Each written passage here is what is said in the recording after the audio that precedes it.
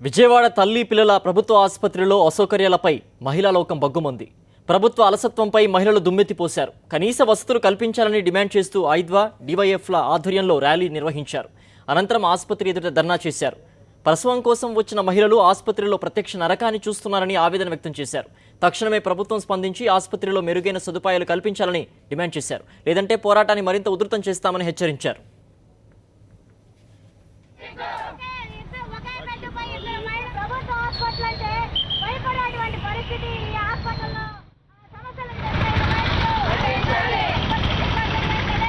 అప్పుడే పేప మంచం మీద ఇద్దరు మహిళలు ఉన్నారే. మంత్రి గారు 20,000 రూపాయలు బడ్జెట్ లేదని చెప్తున్నారే. స్కానింగ్ అంటే ఇన్ని సమస్యలు. ముగ్గురు నలుగురు సిజేరియన్ చేసినటువంటి మహిళలను పడుకోబెడతా ఉన్నారు. ఒక్కొక్క సందర్భంలో నేల మీదే వాళ్ళ పడకలు ఉంటా ఉన్నాయి. మరి తగినంత మంది వైద్య సిబ్బంది నియామకం లేదు. 5 పేషెంట్లకి ఒక నర్సు ఉండాల్సింది, 50 మందికి కూడా ఒక నర్సు ఉన్నటువంటి పరిస్థితి లేదు. అంతేకాకుండా ఎక్స్రే విభాగం, ఫ్యాన్స్, ఇట్లాంటి సౌకర్యాలు చాలా నామినల్గా ఉన్నాయి.